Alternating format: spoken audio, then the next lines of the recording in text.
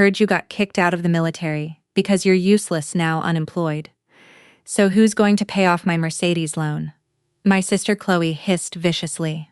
I stood frozen in the living room. Not a single person bothered to glance at the honorable discharge certificate I held in my hand, earned after 18 years of bleeding for this country. My mom, Eleanor, took a sip of her iced tea and added coldly, "Your sister is getting married, and she needs space. Since you're out of a job anyway, give your room to her."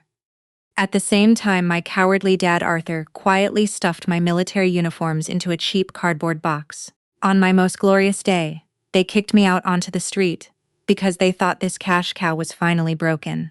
I didn't shed a tear, nor did I utter a word about the private security empire or the $3 million coastal mansion I had just acquired. I quietly packed my things and left. It all really began 2 weeks later when Eleanor proudly pulled out a $10,000 deposit to rent my very own mansion. Before I tell you what happened, please take a moment to like and subscribe to the channel, but only if this story resonates with you. And let me know in the comments where you're watching from and what time it is where you are. The crisp edge of that $10,000 deposit receipt between my fingers sent a sharp crackle through the silence of my office. That sound, the stiff paper bending under my thumb, ripped me straight back to 2 weeks earlier. Back to the sickening scrape of that cheap cardboard box sliding across the hardwood floor of my family's living room. My mom had positioned herself in the center of the room, like a general surveying her conquered territory. She wore a flawlessly pressed linen dress, the kind that cost more than a private's monthly salary. The glass of peach iced tea in her right hand was a prop, nothing more. She used it the way an interrogator uses a clipboard, something to hold while they destroy you with their mouth. She took a measured sip, her eyes gleaming with the satisfied malice of a woman executing a plan she had been rehearsing for weeks. "Andrea, you understand, right? Chloe is getting married to Derek. They need a proper space. Your room, since you're unemployed and can't contribute anymore, giving it to your sister makes the most sense." Across the room, Chloe didn't even flinch. She was sprawled across the leather sofa, scrolling aggressively through her phone, her acrylic nails tapping against the screen. She didn't look up. She didn't acknowledge 18 years of blood-soaked deployments that paid for the roof over her head, the car in the driveway, the designer bag hanging off the armrest beside her. Chloe wasn't born with that level of cruelty. She had been manufactured. My mother had spent 2 decades whispering into that girl's ear that my sole purpose on this earth was to serve as their financial shield. Eleanor had sculpted her youngest daughter into an arrogant, hollow parasite who genuinely believed my combat pay belonged in her purse by birthright. And sitting beside Chloe, her boyfriend and Derek smirked at me with the greasy of a man who had already calculated my net worth and found it wanting. He crossed his ankle over his knee and watched my humiliation like it was entertainment. From the hallway, my dad emerged like a ghost dragged out of its grave. Arthur's shoulders were hunched defeated. His trembling hands clutched that pathetic cardboard box. I watched in absolute silence as he grabbed my folded dress uniforms and shoved them into the box, with his eyes locked on the floor, deliberately avoiding my gaze. The sharp, stale scent of mothballs embedded in his old wool sweater hit my nostrils, and a 30-year-old memory detonated behind my eyes. I saw his strong young hands gripping my small arms in a swimming pool, holding me above the water, promising me he would never let me drown. Those same hands were drowning me now. Arthur's cowardice had roots. He had lost our family's ancestral home decades ago to a catastrophic investment and snorts. The guilt of that failure had broken his spine permanently. He spent every day since then bowing to Eleanor as penance, offering up his most loyal daughter as a sacrifice, just to buy himself a few more hours of miserable, spineless peace. In the corner of the room, my older brother Julian stood rigid near the bookshelf, nervously adjusting his expensive silk tie. He was a bank branch manager, polished on the surface, rotting underneath. He stared at the baseboards with laser focus, refusing to meet my eyes, radiating the cowardly relief of a man grateful that the predator's teeth were sinking into someone else's flesh. He had spent his entire life perfecting this trick. Stay quiet, stay small, and let the strongest member of the family absorb the blows. The suffocating tension in that living room shattered with a violent, sharp clack. Judge Beatrice Sterling, who had been sitting in the adjacent dining room as Eleanor's guest for afternoon tea, slammed her porcelain cup onto the saucer with enough force to crack the gold rim. She rose to her feet, her posture ramrod straight, her aristocratic face twisted in raw, undisguised disgust. Beatrice Sterling was not just any retired judge. She was a gold star mother. She had buried her only son after a deployment in Fallujah, folded the American flag herself, and placed it in a glass case above her mantel. To Beatrice, a military uniform was sacred ground, and she had just watched a mother use her daughter's discharge day as an eviction notice. She aimed her voice at Eleanor like a scalpel. "Nortz, you're throwing your daughter out on the street the day she gets discharged, Eleanor. The despicable nature of this family truly makes me sick." Eleanor's smug, rehearsed smile froze on her face. Her knuckles turned white around the iced tea glass. She despised nothing on this earth more than being publicly humiliated in front of someone she considered her social superior. Beatrice's words had landed like a slap across her carefully powdered cheek. In the sudden ringing silence, Arthur flinched. His trembling hand accidentally brushed the medal of valor, still pinned to my dress jacket draped over the box. He yanked his fingers back instantly, as if the cold metal had seared his cowardly skin with a brand he could never wash off. I didn't wait for Arthur to stammer out a pathetic apology. I didn't look at Julian's averted, gutless eyes. I stepped forward, with a calculated, heavy precision of a commanding officer crossing a parade ground. I reached into that cardboard box and violently snatched my uniform from my father's weak grip. The fabric ripped slightly against his fingers. Julian instinctively took a full step backwards, swallowing hard as my gaze swept across his face like a searchlight. I didn't raise my voice. I didn't justify my existence to these people. I locked eyes with Eleanor, and I delivered my last words in that house with the freezing, flat cadence of a firing squad commander. I wasn't fired. I chose my retreat after 18 years of service. You can have the room, but don't let your cowardly hands taint my uniform. I hoisted my heavy duffel bag over my shoulder, keeping my spine perfectly straight. I walked across the living room past Chloe, who never looked up, past Derek, who stopped smirking when my shadow fell over him, past Julian, who pressed himself against the wall. I opened the front door, stepped into the night air, and pulled the door shut behind me. The latch clicked with a cold, final sound like the bolt of a rifle sliding home. I had officially become a ghost to the Ramos family, and they had no idea what kind of ghost they had just created. The echo of that door closing still rang in my ears when my SUV's heavy door slammed shut at dawn. I drove my black armored vehicle straight to the cliffside headquarters of Tideline Security, the elite private military consulting firm I had secretly built from the ground up over 8 years using combat pay hazard bonuses and brutally disciplined investment. The Pacific crashed against the rocks below the compound as I pulled into my reserved parking space, the one marked with 3 stars. My COO and former combat medic Elena Vance was already waiting inside my corner office. She had a fresh pot of military-grade black coffee brewing on the credenza, the kind that tasted like burned asphalt and kept you alert for 72 hours. Nortz, the thick rope gar running from her left temple to her joa, twitched the moment she saw me walk through the glass doors carrying that cheap cardboard box. Elena had earned that scar pulling a wounded Marine out of a burning Humvee in Helmand Province. I had earned her permanent loyalty by dragging her own bleeding body from a crashed transport helicopter in Kandahar while under heavy fire 3 years before that. We had bled together. We had killed together. And she viewed me as an untouchable commander. Seeing my own family treat me like garbage ignited something primal and dangerous behind her eyes.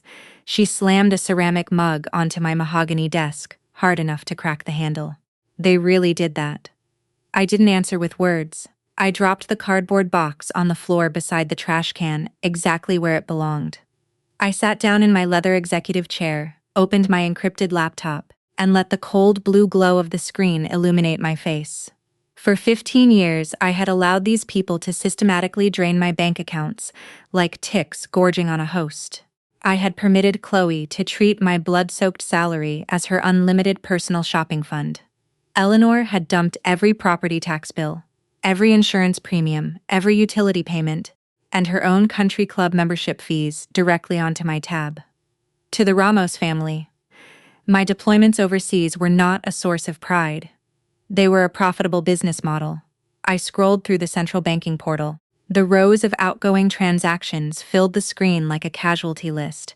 I spotted a $4,200 charge to a luxury department store, dated the exact same week I had been medivaced out of a combat zone, with shrapnel buried in my left shoulder. Chloe had been buying handbags while I was bleeding into a field hospital cot. I stabilized my breathing. 4 seconds in, 4 seconds hold, 4 seconds out. Sniper rhythm.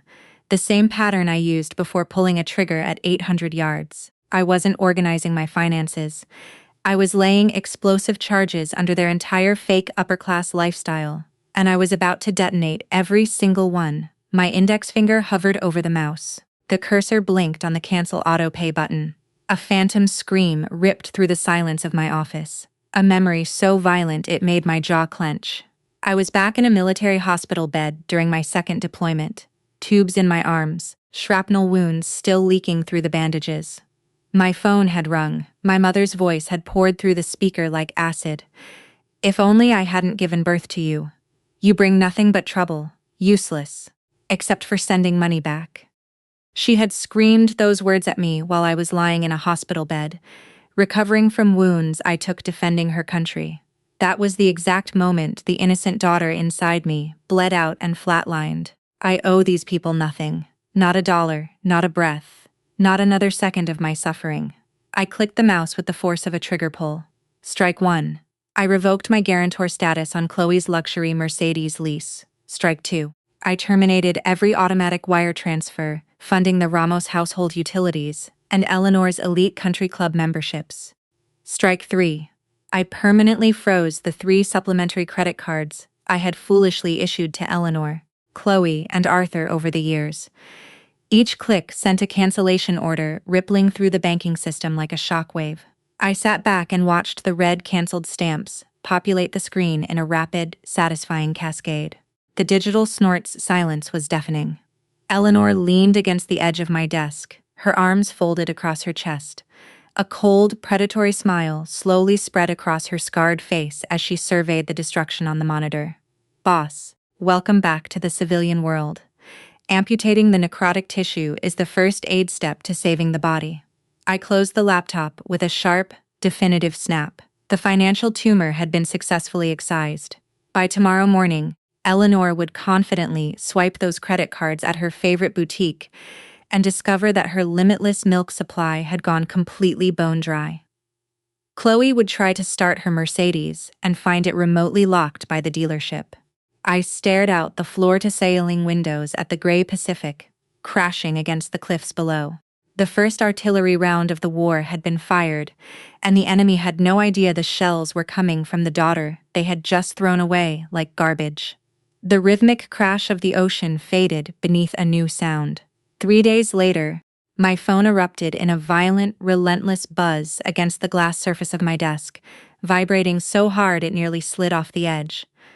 Chloe's name flashed across the screen like a distress signal. Her Mercedes had been remotely locked down by the dealership, missed payments, revoked guarantor, she was stranded. Her text flooded in a rapid-fire barrage of capitalized hysteria. "Are you crazy? Are you trying to kill me?" The words screamed off the screen in blocky capital letters, dripping with the entitled fury of a woman who had never earned a single dollar in her life. Chloe's entire identity had been welded to material possessions since childhood. My mother had conditioned her to believe that luxury was a birthright, and that I, the ugly masculine workhorse of the family, was contractually obligated to provide it. Her arrogance was breathtaking. She genuinely believed my combat pay belonged in her wallet. I didn't reply. I would watch the notification bubbles multiply on my screen, analyzing her meltdown with the detached precision of a field commander, tracking enemy troop movements on a radar display. The next message came from Julian. Unlike Chloe's explosive hysterical rage, my brother's text dripped with the oily, spineless tone of a born appeaser. Andrea, just yield to Mom a little. You know how she is. Don't make a mess. I don't want any more trouble. I gripped the edge of my desk until my knuckles ached. A memory surfaced instantly. Julian, at 16 years old, sitting on the back porch of our old house, crying silently because Eleanor had completely cut off his allowance and threatened to throw him out on the street for speaking out of turn at a dinner party. He had learned his lesson that night. Julian's entire survival strategy was built on one principle: sacrifice the strongest member of the herd to keep the predator distracted. He was not texting me out of brotherly concern. He was terrified that Eleanor's wrath would redirect onto his comfortable bank manager lifestyle, now that I was no longer absorbing her punches. I deleted his message without a second thought. Minutes later, the screen flashed with Eleanor's caller ID. I accepted the call and pressed the phone to my ear.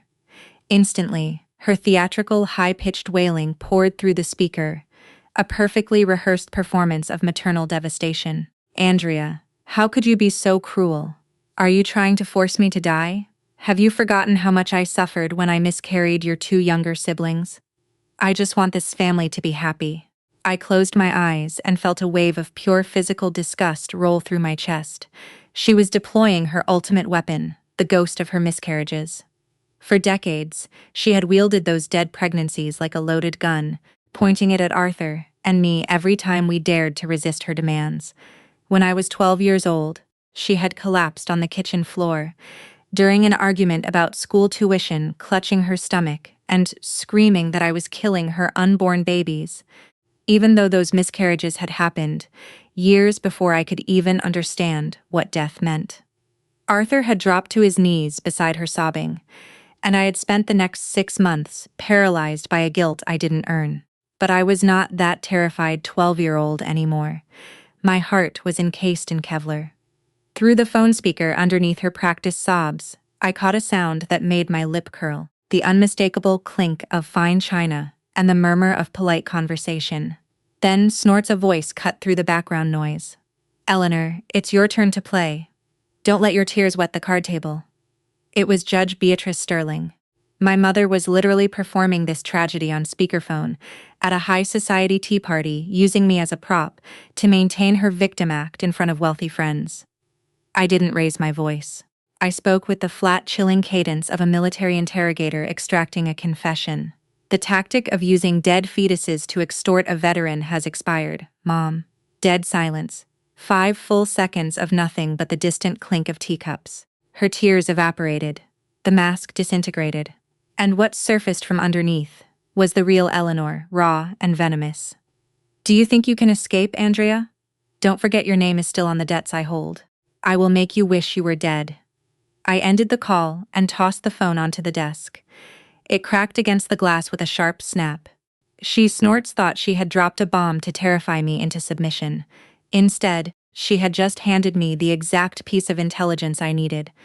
A massive debt in my name that I had never signed for. The real hunt had just begun. The sharp crack of the phone hitting the desk morphed into a different sound in my memory. The slow, agonizing creak of a window being pried open in the dead of night. A few days before my grandmother Isabella's 80th birthday, I breached the old family house after midnight. I bypassed the squeaky floorboards in the hallway with the silent precision of a recon soldier, stepping only on the joists I had memorized as a child. I slipped through Nana's ground floor window without making a sound. Even in total darkness, the hallway outside her door reeked of Eleanor's heavy, suffocating floral perfume. That scent was not decoration. It was a territorial marker, a chemical announcement of absolute dictatorship over this household that demanded total submission from every living soul inside, especially my spineless father. I knelt beside Nana's bed. The pale moonlight cast long shadows over her frail, exhausted face. The skin on her cheeks was paper, thin, stretched over bones that seemed to grow more fragile every month. A glass of water sat untouched on her nightstand, beside a stack of old photographs. She kept rubber-banded together, the top one showing a young Isabella standing on the porch of the coastal house in 1974, the ocean sparkling behind her. She wasn't startled when she opened her eyes and saw me crouching beside her in the dark. Her tired eyes lit up with a fierce, burning pride that no one else in this family had ever directed at me. She reached out with a trembling hand and traced the faded combat scars running along my forearm, her fingertips following each raised ridge, like she was reading a history written in ruined skin. She stopped at the longest scar, the one from the helicopter crash in Kandahar, and pressed her thumb against it gently, as if she could absorb the pain through touch. Nana had spent decades silently mourning Arthur's weakness from this small, suffocating room. She had watched her own son surrender the family's dignity to a narcissistic predator, bowing and scraping to a woman who treated his mother like an inconvenient piece of furniture, taking up space. Eleanor had tried to move Nana into a nursing home 3 times. Each time Nana had refused to sign the papers, gripping the arms of her wheelchair with the stubborn ferocity of a woman who had survived the depression. She had poured all her shattered hopes and remaining love into the only grandchild who ever fought back. Nana coughed weakly, a dry, rattling sound that vibrated through her thin rib cage. But her grip on my arm was surprisingly firm, almost defiant. "You snorts have completed your duty to the country, Andrea, and you've paid off your debt to this house. Don't come back here, my falcon," she whispered, her voice warm but heartbreakingly frail. She was trying to protect me. She was giving me permission to abandon the sinking ship that was the Ramos family to save myself and leave her behind. I gripped her fragile hand tightly, feeling every bone beneath her skin. My throat tightened. "I'll take you away, Nana," she smiled, a sad, resigned expression that carried 50 years of accumulated grief. She slowly shook her head. "I only regret one thing, the historical coastal house of our family. If only I had insisted on keeping it back then, I could have seen the ocean one last time before closing my eyes." The weight of her words hit me like a physical blow to the sternum. That coastal house was not just a building. It was the monument to the honor that Arthur had surrendered when he lost it decades ago to appease Eleanor's insatiable hunger for a more glamorous neighborhood. It was the symbol of everything this family had destroyed through cowardice and greed. Nana had no idea that I had already weaponized my combat bonuses and years of disciplined investment to quietly purchase that exact historical estate. The deed was locked in my corporate safe. Her dying wish was already sitting in a manila folder on my desk. At first light, I drove my SUV straight to the coastal mansion. The morning fog rolled thick off the ocean, swallowing the cliffs in a gray shroud. I walked into the grand living room, grabbed a heavy sledgehammer from my toolkit, and swung it into the crumbling drywall beside the stone fireplace, the spot Nana had mentioned once, years ago, when she told me about hiding something precious when she was a young bride in this house. I channeled every ounce of the fury I felt toward Eleanor into the iron head. The first swing cracked the plaster. I saw Eleanor's screaming face. The second swing shattered the lathing. I saw Arthur's averted eyes. The third swing punched through to the cavity behind the wall, and a rusted iron box crashed onto the hardwood floor. The sharp metallic scent of corroded metal filled the room, mixing with the gritty white dust of shattered drywall. I knelt beside the box and pried it open. Inside, beneath layers of rotting velvet, I found a yellowed letter written in Nana's elegant cursive. The ink faded to a pale brown, after 50 years sealed inside a wall. I wiped the dust from the fragile paper and read the words she had hidden half a century ago. "My only dying wish is to breathe my last breath in this house listening to the waves." My eyes burned, my jaw locked. The final order from my oldest, most revered commander had been issued, and I was going to execute it with absolute precision. I pulled my encrypted phone from my jacket and dialed my corporate attorney. My voice was rigid with unyielding authority. "I want to establish a life estate certificate. The beneficiary is Isabella Ramos." I dictated the legal terms with cold precision. This was not a real estate transaction. This was the construction of an impenetrable legal fortress around the only person in my bloodline who had ever deserved my protection. Eleanor had spent her entire life evicting me from my own family. The parasites who had kicked me to the curb were about to discover the true, terrifying scale of the empire I had built in the shadows. I pocketed the phone and stared at the shattered wall. The dust was still settling. The trap was being built, and my mother was about to walk right into it, dragged by her own insatiable greed. The settling dust from the shattered wall faded as the cold blue glow of my office screen snapped back into focus.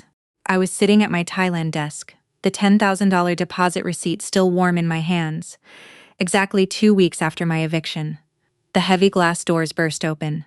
Marcus, my top cybersecurity engineer, strode in with a tablet tucked under his arm and an expression carved from granite. He slid the device across my desk and mirrored the display onto the massive wall-mounted monitor behind me. "Boss, we have 2 pieces of news," he announced, his voice tight. "Surprise news. A client just paid $10,000 to rent our coastal mansion for a birthday party 2 weeks from now. Client name, Eleanor Ramos." I stared at the glowing screen. Marcus had pulled up the full booking notes. My mother had aggressively demanded premium champagne service, a live-stream quartet, and specifically instructed that the servants remain out of sight during the event. Her demands were identical to the way she had always treated me, extracting luxury while treating the provider like a ghost. Eleanor, desperate to maintain her elite facade in front of Judge Beatrice and her wealthy social circle, had rented the most impressive coastal estate on the market for Nana's birthday. She had no idea that she had just walked into her own daughter's crosshairs. She was so blinded by her vanity that she had literally booked a reservation at my headquarters. A dangerous, razor-thin smirk formed on my lips. "Just approve snorts that request," I said. "Let her build her stage. Let her hang the decorations on the gallows she couldn't see." "What's the bombshell?" Marcus's jaw tightened. His fingers flew across the keyboard, decrypting a massive, heavily encrypted bank dossier that flooded the main screen with financial documents. "Your mother's threat about the debt is real. 2 years ago, she forged your signature to open a massive $500,000 mortgage." A cold shockwave of absolute disgust rippled down my spine. This was not petty emotional manipulation or a few stolen credit card charges. This was a calculated federal felony. My mother had secretly chained a $500,000 anchor to my neck while I was overseas dodging bullets, using the money to fund her manicured lawns, her country club lifestyle, and Chloe's designer wardrobe. I narrowed my eyes, my mind running through the logistics at combat speed. "How did she bypass the bank's greasing with a forged signature?" I demanded. I knew the security protocols for a loan that size: multiple verification steps, notarized documents, identity confirmation. Marcus took a heavy breath and zoomed in on the bottom of the digital mortgage contract displayed on the wall screen. It didn't go through the normal process. It was directly approved using the VIP account of the branch manager, Julian Ramos. Julian's name pulsed in glowing red letters on the monitor. The room tilted. A memory detonated in my skull with the force of a flashbang, the sickening crack of my own knuckles shattering against a brick wall when I was 16. I had caught 2 upperclassmen cornering Julian in an alley behind our school. He was cowering behind a dumpster crying, his shirt torn. I had thrown myself between him and 2 boys twice my size. I broke my right hand on the first one's jaw and took a boot to the ribs from the second. I bled on that concrete for my brother. I went to school the next day with my hand in a cast and told the teachers I fell. Julian never thanked me. He never mentioned it again, and 20 years later, he had used his corporate authority to forge my financial death warrant, offering me up as a sacrifice to protect his comfortable air-conditioned life from Eleanor's wrath. The pain of my brother's betrayal crystallized into something cold and sharp and lethal. I didn't shed a tear. I didn't scream. I picked up my desk phone and dialed my corporate legal team. "Freeze that fraudulent file. Report it straight to the Securities Commission," I ordered, my voice dropping to absolute zero. "I will blow up Julian's bank along with her bottomless greed." Marcus nodded sharply, his fingers already executing the commands. The dominoes were falling. The climax was set. They wanted to play high-stakes games with a combat veteran. I was going to show them exactly what scorched earth looked like. If you've ever had a sibling betray your deepest trust just to save their own skin, hit the like button right now. Please share your own story in the comments and tell me how you found the strength to cut them out of your life. Over the next 2 weeks, the martial law I enacted choked the life out of the Ramos household with surgical precision. The SEC investigation hit Julian's bank branch like a drone strike on an ammunition depot. Federal regulators froze every account connected to Eleanor's fraudulent web. Julian's VIP privileges were suspended pending a full criminal audit. His branch manager office was sealed with yellow regulatory tape, while forensic accountants dissected every transaction he had approved for the past 5 years. His Snorts colleagues, the same ones who had attended his promotion dinner and toasted his career, now avoided him in the hallways. 2 junior tellers who had witnessed him fast-tracking Eleanor's fraudulent mortgage application without standard verification were quietly subpoenaed. The walls Julian had built his comfortable life inside were being dismantled brick by brick. The collateral damage spread fast and hit hard.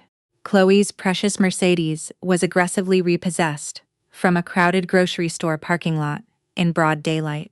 2 police officers and a flatbed tow truck blocked the exit, while a repo agent hooked the vehicle right there in the handicapped spot she always illegally parked in.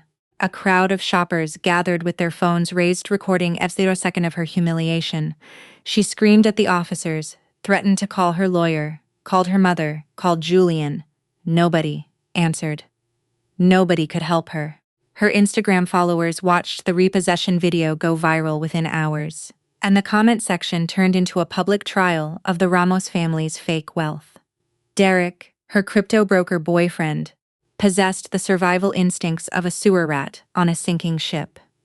The moment he sensed the financial well had permanently dried up and the federal investigation was creeping toward anyone connected to the Ramos accounts, he packed his Louis Vuitton bag and vanished overnight. He blocked Chloe's number, her social media accounts, and scrubbed every trace of their relationship from the internet. He left nothing behind but a maxed-out credit card bill in Chloe's name and a closet full of empty hangers.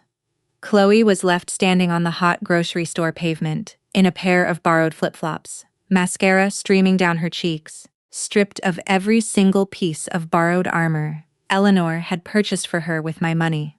The parasites were violently discovering what happens when the host decisively cuts them off at the root. That afternoon, I stood at my office window, watching the ocean churn beneath a heavy gray sky. My phone buzzed. Julian's name appeared on the screen. I answered and was immediately assaulted by the sounds of pure institutional chaos. Through the speaker, I heard federal agents tearing through his bank branch, file cabinet drawers slamming, agents barking orders, the rustle of warrants being served, computer towers being unplugged and seized. Julian was hyperventilating, whispering fiercely from what sounded like a locked bathroom stall, his voice echoing off the tiles. "Andrea, please withdraw the complaint," he sobbed, his words cracking apart like wet plaster. "Federal inspectors are in my office. I'm going to prison. You're my sister. You can't ruin my life." The hypocrisy of that word sister nearly made me laugh. He had spent his entire existence believing that his status as the quiet, obedient, golden son exempted him from accountability. He only invoked the word sister when he needed me to absorb damage for him to bleed, so he could stay clean. But that shield had been shattered the instant he stamped his VIP approval on my forged mortgage. I stared out at the violent churning Pacific, feeling absolutely nothing for the sobbing man on the line. I didn't raise my voice. I spoke with the detached clinical finality of a firing squad commander reading a sentence.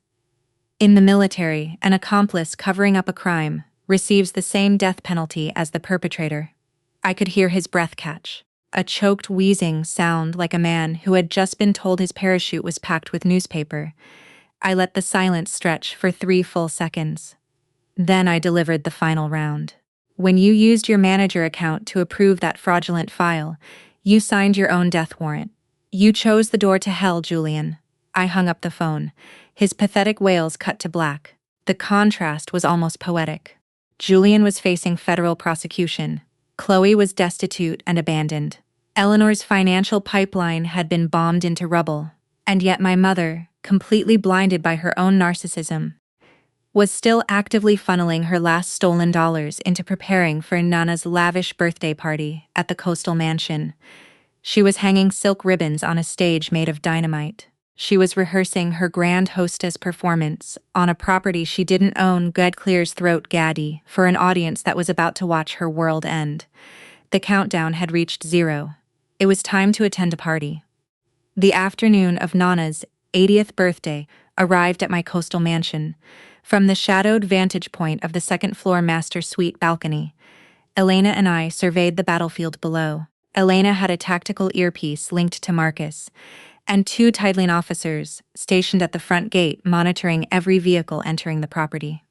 The sprawling emerald lawn was packed with local elites, politicians, society columnists, and wealthy socialites, all handpicked by Eleanor to serve as an audience for her performance. She snorts paraded through the garden in a silk gown that cost more than most people's monthly mortgage, waving her champagne flute and presenting the estate as though she personally owned every blade of grass. She escorted small groups of guests through the rose garden, the stone patio, the ocean view terrace, narrating the features of my property with the rehearsed authority of a real estate auctioneer. I watched her snap her fingers at a young catering waiter, ordering him to rearrange the champagne display because the labels were not facing outward. She treated the serving staff like furniture the same way she had treated me for 3 decades. Elena raised her binoculars and tracked Eleanor's movements with the calm focus of a forward observer calling in coordinates. She just told that couple from the country club that she discovered this property through her personal real estate connections. Elena murmured, her jaw tight with disgust. The lie was so smooth, so practiced, so automatic. Eleanor had publicly taken credit for my high school military scholarship at my graduation ceremony years ago, wearing this exact same glittering, fraudulent smile, while privately telling me in the car, on the way there, that I was a massive financial burden she could barely tolerate. Her entire psychological foundation was built on the desperate, bottomless need for these superficial people to envy her. I scanned the perimeter below with the trained eye of a sniper acquiring targets. Chloe was huddled in a corner near the rose bushes, her arms wrapped around herself. Her eyes were swollen and bloodshot from crying. She was nervously chewing, her manicured nails down to the quick, avoiding eye contact with the wealthy heirs she used to flirt with at these events. Without Derek's arm to hang on and a Mercedes to arrive in, she was naked. Stripped snorts of everything Eleanor had built for her. Paralyzed by the unfamiliar terror of poverty, Julian was worse. He stood near the hedge line, his tailored suit unable to conceal the violent tremors running through his body. Sweat darkened his collar. His expensive watch caught the light as he compulsively checked it every 15 seconds. His eyes darting toward the heavy iron front gates like a cornered animal calculating escape routes. He knew the federal agents were coming. He just didn't know when. Arthur hovered near the buffet table, staring at his shoes with the hollow, resigned posture of a man who could feel the storm approaching, but was too broken to run. He picked up a glass of water, put it down, picked it up again. His hand shook the entire time. The tension ratcheted to a suffocating peak when Judge Beatrice Sterling approached Eleanor and gracefully accepted a flute of champagne from the server. Beatrice wore an immaculate gray suit and carried the terrifying, quiet aura of a woman who had sentenced hundreds of criminals to decades behind bars. She took a slow sip, her sharp, judicial eyes drifting over Julian's ashen, trembling face, noting every twitch and bead of sweat. Then she turned to Eleanor, with a razor-thin smile that contained zero warmth. "Such a beautiful estate, Eleanor. The ocean breeze is very fresh. I suppose that mortgage under someone else's name helped you sleep well last night." Eleanor's triumphant, aristocratic smile turned to concrete. The blood drained from her face in real time. She clutched the stem of her champagne flute so tightly I could see the tendons in her hand from the balcony. She stammered, forcing her voice into a light, dismissive laugh for the benefit of the nearby guests. "What a strange joke you make, Judge." 3 feet away, Julian choked on his drink. He coughed violently, champagne sprang from his lips as pure terror seized his throat and squeezed. Several guests turned to stare. The cracks in the illusion were spreading. The audience was beginning to notice. The trap was fully armed. I gave Elena a single silent nod. She stepped back into the shadows of the bedroom.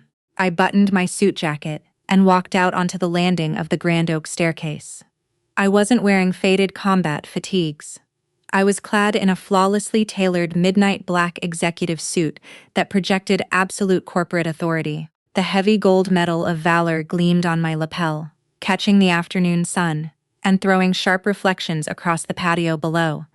I placed my leather heel on the first step. The heavy, deliberate clack echoed through the open patio doors and silenced the string quartet. Then the second step, a third. Each footfall landed like a hammer blow against the hardwood, the rhythmic percussion cutting through the chatter of 100 guests until the entire party stood in stunned, absolute silence, every snort's pair of eyes turned upward. I locked my gaze directly onto Eleanor's confused, terrified face. She was staring up at me, her mouth slightly open, her brain desperately trying to compute why her disgraced unemployed daughter was descending the grand staircase of this mansion like she owned it. I did own it. I marched across the manicured lawn toward the grand center table, with the steady, lethal stride of a soldier crossing into enemy territory. The elite guests parted before me, instinctively clearing a path. Eleanor lunged forward, stepping into my trajectory, her eyes wild with confusion and desperate manic rage. She threw her arm out, trying to block my advance and protect the fragile illusion she had spent the entire afternoon constructing. "What are you doing here? Who allowed you?" she hissed, her voice trembling with venom. I didn't slow down, I didn't deviate. I reached the grand center table, where Eleanor's 3-tiered birthday cake sat beside a crystal vase of imported roses and a framed photograph of Nana that my mother had placed there purely for the optics. I slammed a massive, heavily bound stack of legal documents onto the pristine white tablecloth, with enough force to rattle every champagne glass within 5 feet and knock the crystal vase sideways. Water spilled across the linen. The sound cracked across the silent lawn like a gunshot.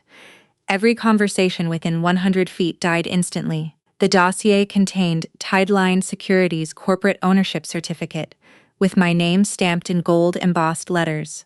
The irrefutable property deed to this very mansion registered under my LLC, and the damning fraudulent $500,000 mortgage file with Eleanor's forged signature sitting right next to Julian's unmistakable managerial VIP approval stamp. 3 documents, 3 kill shots, 3 decades of exploitation laid bare on a wet tablecloth. I didn't blink. I projected my voice with the booming authoritative cadence I had used to command troops under artillery fire, ensuring every single guest on that lawn heard every syllable. I wasn't fired. I was honorably discharged with 18 years of service, and Tideline Security, along with this coastal house, is my empire. You didn't rent this house from anyone, Eleanor. You are standing on my land. The whispers erupted into a roar. Gasps rippled through the crowd like shrapnel. The socialites and politicians exchanged horrified glances as they realized the glamorous hostess, who had been giving them house tours all afternoon, was a fraud trespassing on her own daughter's property. Eleanor's carefully constructed mask shattered into 1,000 jagged pieces, her face twisted into an ugly, feral contortion of panic and exposed vanity. She lunged forward, her composure completely annihilated. "You set a trap to humiliate me, you ungrateful wretch," she screamed, her voice cracking into a register that stripped away every ounce of her aristocratic performance. I stepped directly into her space, close enough to see the broken blood vessels in her eyes. My voice vibrated with 18 years of suppressed fury and financial slavery. "You used me as a meat shield to feed these parasites for 15 years. You forged my signature, pushed me into massive debt just to satisfy your vanity. Today, the landmine you stepped on has detonated." I turned my glare toward Julian. I stared directly into his wide, bloodshot eyes. A memory sliced through the chaos. The blood I had wiped from my own face when I was 16, standing over 2 unconscious bullies in that alley. My right hand shattered while Julian cowered behind a dumpster whimpering. I bled for that man. I broke my bones for him, and he had traded my blood for a corporate bonus and a comfortable chair. Julian couldn't handle the pressure of my stare. His legs buckled. His knees hit the grass with a heavy, sickening thud. His snorts doubled over and dry heaved violently, his body convulsing with terror in front of 100 elite witnesses, his hands clawed at the manicured grass as sobs ripped through his chest. "It's over. I'm going to prison. Mom, you've killed me," he wailed, strings of saliva hanging from his lips. Chloe pressed her back flat against the brick wall of the terrace, her palms clamped over her ears, shrieking in shrill, keening bursts as she realized her limitless bank account was dead forever, and nobody was coming to rescue her. In absolute, hyperventilating desperation, Eleanor spun toward the one man she had controlled effortlessly for 4 decades. "Arthur, punish this insolent daughter," she commanded, her trembling finger jabbing toward me. She expected him to step forward, grab my arm, drag me away, sacrifice me one last time to save her reputation. That was his purpose. That had always been his purpose. But Arthur froze. His right hand, the same hand that had stuffed my dress blues into a cardboard box 2 weeks ago, hung limp at his side. His eyes locked on the metal of valor, gleaming on my chest. I watched his face change in real time, watched 40 years of suppressed shame surge upward through his body like a physical force. The agonizing image of his own trembling hands cramming my uniform into that cheap box collided violently with the sight of that heavy gold medal catching the afternoon sun on his daughter's lapel. The ancestral coastal home he had gambled away to appease Eleanor, the military daughter he had thrown away to appease Eleanor. The spine he had surrendered to appease Eleanor. Every act of cowardice he had committed in 4 decades compressed into a single unbearable moment of clarity. His chin trembled, his fists clenched. Something shifted behind his watery eyes. Something that had been dead for a very long time, groaned and stirred in its grave. Arthur took a deep, shuddering breath. He stepped forward. But he did not step toward me. He stepped directly in front of Eleanor, and physically blocked her path. His body became a wall between the narcissist and her target for the first time in his miserable, submissive life. "Enough, Eleanor," he said, and his voice was surprisingly steady, almost calm, as if this single act had cost him everything and freed him at the same time. "I've been cowardly to let you trample this family for too long. But starting today, I will not let you destroy the only hero in this family anymore." The crowd erupted. Eleanor staggered backward as though she had been slapped, her final pawn, her most reliable weapon. Her silent, obedient husband had just defected in front of every person she had ever tried to impress. But I didn't need his protection. I had already fired the kill shot. The evidence was on the table. The truth was in the air. And the sirens were already growing louder in the distance. The wail of sirens sliced through the coastal air like a blade. The glamorous birthday party devolved into a chaotic, humiliating crime scene in the space of 60 seconds. Elite guests scrambled toward the parking lot, in their Italian leather shoes, whispering furiously into their phones, desperate to distance themselves from the radioactive fallout of the Ramos family.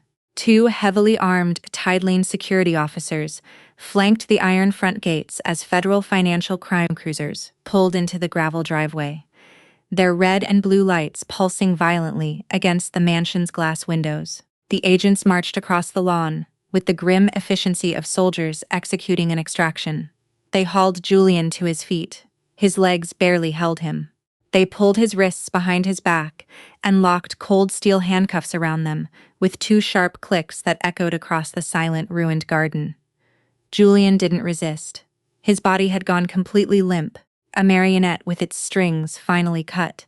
His expensive tie hung crooked, stained with grass and saliva. They walked the weeping, utterly broken bank manager toward the flashing cruisers. His polished leather shoes dragged across the gravel driveway, leaving scuff marks in the stone, like the final signature of a career that had just been erased. Chloe trailed behind him in a daze, clutching nothing but a small designer purse that probably cost more than most people's monthly rent. Her mascara had dried in black streaks down both cheeks.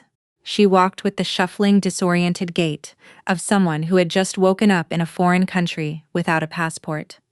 Her head hung in complete shame. She was too terrified to even glance in my direction as she passed through my iron gates for the last time, banished into a world of bus stops and job applications and ramen noodles. A harsh, unforgiving reality she was completely unequipped to survive. No Mercedes, no boyfriend, no credit cards, no sister to bleed for her. Eleanor stood alone on the ruined lawn. The tables were overturned. Champagne glasses lay shattered in the grass like spent shell casings. The imported rose petals, from her centerpieces, were scattered across the stone patio, trampled under the panicked feet of departing guests. Her silk gown was stained with spilled wine and smeared with grass. Her hair had come loose from its pins, hanging in disheveled strands across her face.